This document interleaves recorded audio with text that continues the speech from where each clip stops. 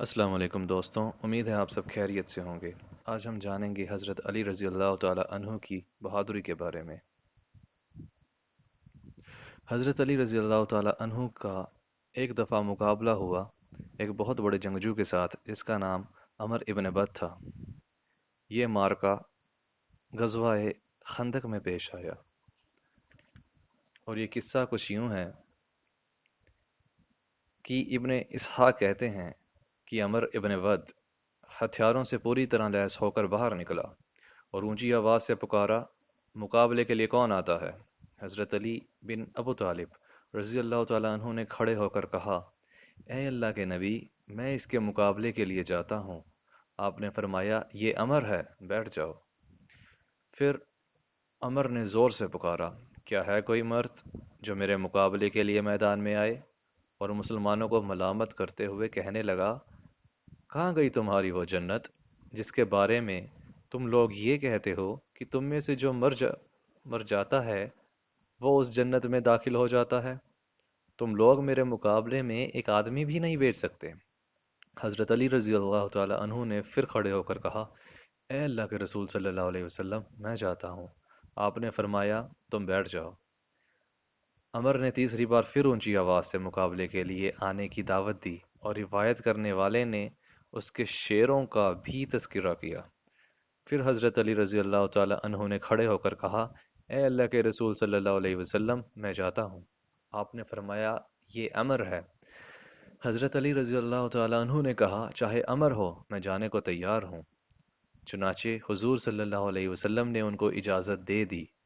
وہ یہ شعر پڑھتے ہوئے اس کی اور چلے، ہرگز جلدی نہ کر، کیونکہ تیری آواز کا جواب دینے والا آ گیا ہے جو عاجز نہیں ہے۔ یہ آنے والا سوچ سمجھ کر اور پکے ارادے کے ساتھ آیا ہے۔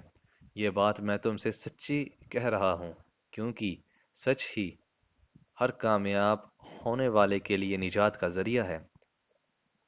مجھے پوری امید ہے کہ مردوں پر نوحہ کرنے والیوں کو میں تیرے اوپر نوحہ کرنے کے لیے کھڑا کر دوں گا۔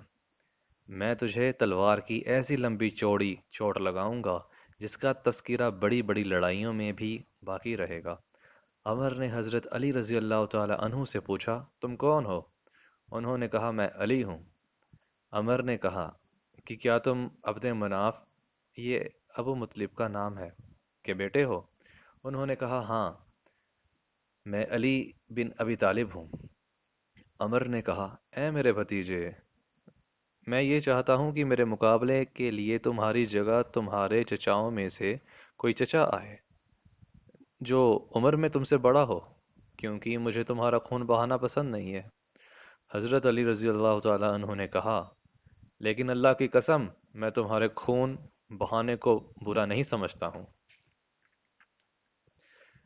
وہ غضبناک ہو کر اپنے گھوڑے سے نیچے اترا اور اپنی تلوار سونت لی۔ وہ تلوار آگ کے شعلے کی طرح چمکدار تھی۔ پھر وہ غصے میں بھرا ہوا حضرت علی رضی اللہ تعالی عنہ کی اور بڑھا۔ حضرت علی رضی اللہ تعالی عنہ کھال والی ڈھال لے کر اس کے سامنے آئے۔ عمر نے حضرت علی کی ڈھال پر تلوار کا ایسا زوردار وار کیا کہ تلوار ڈھال کو کاٹ کر ان کے سر تک جا پہنچی، جس سے سر زخمی ہو گیا۔ حضرت علی رضی اللہ تعالی عنہ نے اس کے کندھے پر اس زور سے تلوار ماری جس سے وہ زمین پر گر گیا، اور اس کے گرنے سے بہت سی دھول اڑی، اور حضور اقدس صلی اللہ علیہ وسلم نے زور سے اللہ اکبر کہا۔ ان کی آواز سن کر ہم لوگ سمجھ گئے کہ حضرت علی رضی اللہ تعالی عنہ نے عمر کو قتل کر دیا ہے۔ اس وقت حضرت علی رضی اللہ تعالی عنہ یہ شعر پڑھ رہے تھے، کیا گھڑ سوار اچانک مجھ پر حملہ کر دیں گے؟ اے میرے ساتھیوں، تم سب کو مجھ سے اور مجھ پر اچانک حملہ کرنے والوں سے پیچھے ہٹا دو، میں اکیلا ہی ان سے نپٹ لوں گا۔ لڑائی کے میدان میں مجھے جو غصہ آیا ہے اس نے آج مجھے بھاگنے سے روکا ہوا ہے، اور اس تلوار نے روکا ہے جس کا وار سر کاٹ کر آتا ہے اور خطا نہیں ہوتا ہے۔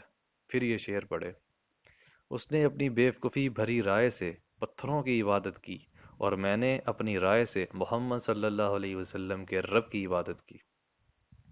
جب میں اس کا نام تمام کر کے جب میں اس کا کام تمام کر کے واپس آیا تو وہ زمین پر ایسے پڑا ہوا تھا جیسے کھجور کا تنا کڑی زمین اور ٹیلوں کے بیچ پڑا ہوا ہو۔ میں نے اس کے کپڑے نہیں لیے اور یوں میں پاک دامن رہا، اور اگر میں گر جاتا تو وہ میرے کپڑے چھین لیتا۔ اے کافروں کی جماعتوں، یہ خیال ہرگز نہ کرنا کہ اللہ اپنے دین کی اور اپنے نبی صلی اللہ علیہ وسلم کی مدد چھوڑ دیں گے۔